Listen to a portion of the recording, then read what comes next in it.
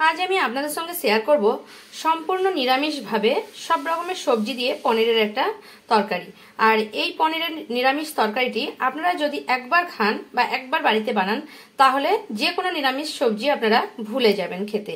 তাই চলুন দেরি না করে দেখে নেওয়া যাক আমার আজকের ভিডিওটি। পনির দিয়ে নিরামিষ সবজিটা বানানোর জন্য আমি 250 গ্রাম পনির এখানে নিয়ে নিয়েছি, কেটে নিয়েছি পনিরকে।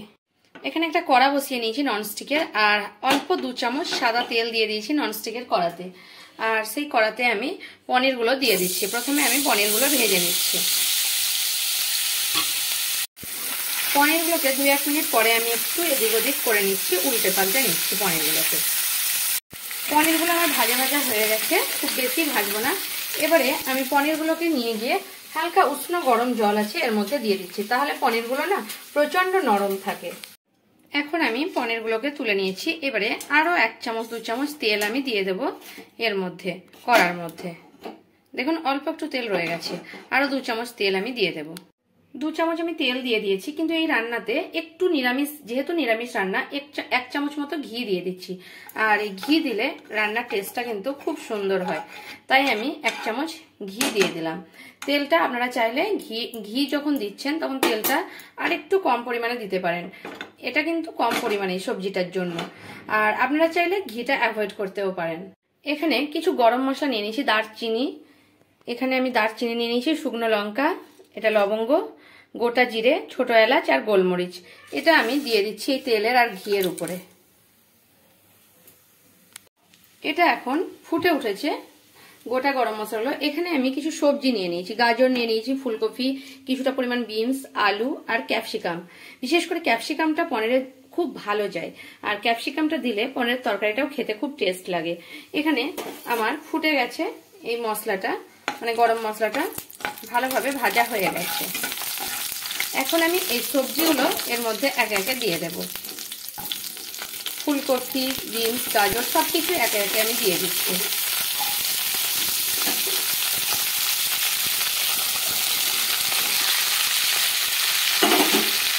এবারে মিডিয়াম ফ্লেমে রেখে সবজিগুলোকে আমি একটু ভেজে নেব, মিডিয়াম টু হাই ফ্লেমে রেখে। 2-1 মিনিট নেড়ে নেওয়ার পরে এর মধ্যে 1/2 চামচ লবণ দিয়ে দিলাম।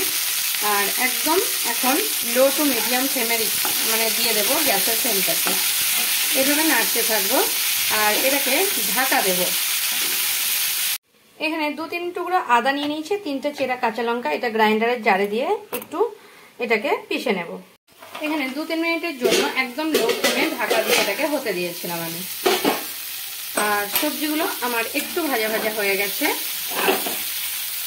এবারে আমি সবজির মধ্যে দিয়ে দেব যেটা আপনাদের দেখাচ্ছিলাম, এখন আদা আর কাঁচা লঙ্কা বেটে নিয়েছি, এটা আমি দিয়ে দিচ্ছি। একটু জল দিয়ে দেবো এর মধ্যে, তারপর দিয়ে দিচ্ছি, কারণ জলটা দিলে মশলাটা যখন দিচ্ছি তখন কিন্তু পুড়ে যাবে না। এরপর এর মধ্যে দিয়ে দেবো 1/2 চামচ ধনে গুঁড়ো, 1/2 চামচ ধনে গুঁড়ো আর 1/2 চামচ জিরে গুঁড়ো, একটা নর্মাল চামচের 1/2 চামচ।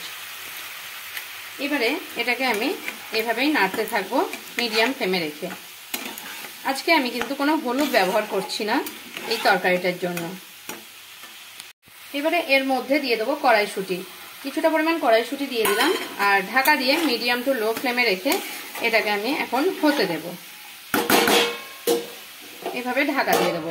2-3 মিনিট পর ঢাকা তুলে আবার আমি নেড়ে নেব।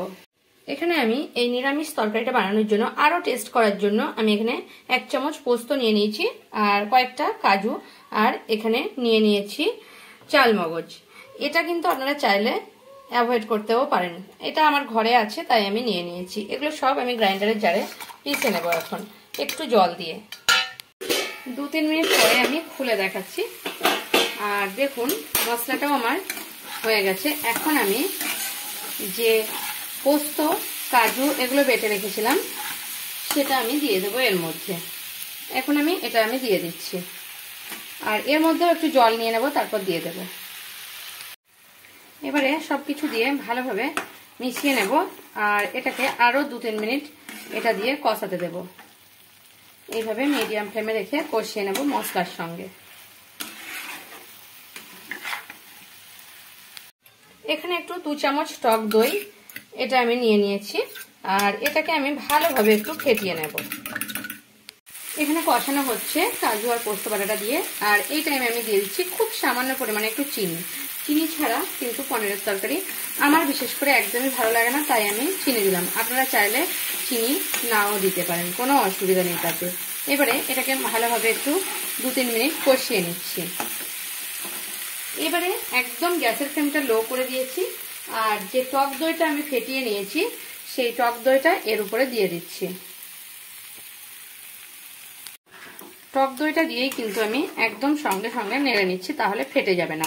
আর যদি হাই ফ্লেমে দেওয়া হয় তাহলে ফেটে যাওয়ার চান্স থাকে। গ্যাসের ফ্লেমটা যদি হাই ফ্লেমে দিই তাহলে ফেটে যেতে পারে, সেই কারণে একদম লো ফ্লেমে রেখে টক দইটা আমি মিশিয়ে নিচ্ছি। এবারে আমি টক দই যে দিলাম তার বাটিটা ধুয়ে একটু জল দিয়ে দেব। এবারে বাটিটা ধুয়ে আমি একটু জল দিয়ে দিলাম। আর সবজিগুলো ভালোভাবে সেদ্ধ হবে, সেই কারণে একটু জল তো দরকার। আর খুব সামান্য পরিমাণে আরেকটু জল আমি দিয়ে দেবো, কারণ পনিরগুলো দেওয়ার পরে জল দেওয়ার পরে এটা সেদ্ধ হয়ে মাখা মাখা হবে তরকারিটা, সেই কারণে আমি দিয়ে দেবো আরেকটু জল।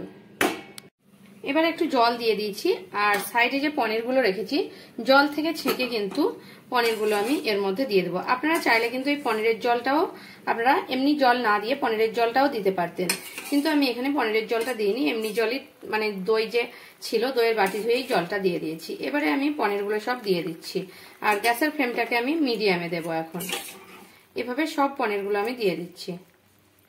এখন আমি পনিরগুলো দিয়ে দিয়েছি, চেরা কাঁচা লঙ্কা দুটো দিয়ে দিচ্ছি, সবকিছুর সঙ্গে মিশিয়ে নিচ্ছি। আর এটাকে ঢাকা দিয়ে এখন আমি 7-8 মিনিটের জন্য মিডিয়াম টু লো ফ্লেমে রেখে ঢাকা দিয়ে হতে দেব। এভাবে ঢাকা দিয়ে দিচ্ছি। এখন ফিরছি 7-8 মিনিট পরে। 7-8 মিনিট পরে দেখাচ্ছি, দেখুন সবজিটা আমার একদম মাখা মাখা হয়ে গেছে।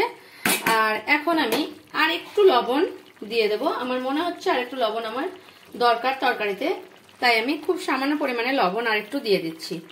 আর লাস্টে দিয়ে দেব গরম মশলা পাউডার। এই যে গরম মশলা পাউডার, এটা একটুখানি দিয়ে দেব আমি, খুব বেশি দেব না। এবারে এইভাবে মিশিয়ে নেব সবকিছু। মিশিয়ে নেওয়ার পরে এটার মধ্যে আমি একটু ধনেপাতা কুচি করে রেখেছি, সেই ধনেপাতা কুচিটা এভাবে দিয়ে দিচ্ছি। এবারে ধনেপাতা কুচি দিয়ে আমি গ্যাসের ফ্লেমটা বন্ধ করে দিচ্ছি আর এটা ঢাকা দিয়ে এভাবে ঢাকা দিয়ে স্ট্যান্ডিং টাইমে 5 মিনিট রেখে দিচ্ছি। আর গ্যাসের ফ্লেমটা আমি এখন বন্ধ করে দিচ্ছি। 5 মিনিট স্ট্যান্ডিং টাইমে রাখার পরে আমি খুলে দেখাচ্ছি তরকারিটা কেমন হয়েছে। দেখুন গ্যাস থেকে আমি এখন কিন্তু তরকারিটা নামিয়ে নিয়েছি স্ট্যান্ডিং টাইমের পরে। আর আমার তরকারিটা এখন কিন্তু পুরোপুরি রেডি। দেখলেন তো কত সহজে নিরামিষ একটি তরকারি রান্না করে দেখালাম। আর আপনাদের যদি এই তরকারিটি ভালো লাগে তাহলে আমার চ্যানেলকে সাবস্ক্রাইব করার অনুরোধ রইল। আর কমেন্ট করে জানাবেন এই রেসিপিটা আপনাদের কেমন লাগলো। যদি ভালো লেগে থাকে তাহলে একটা লাইক করতে ভুলবেন না আর প্রচুর শেয়ার করবেন।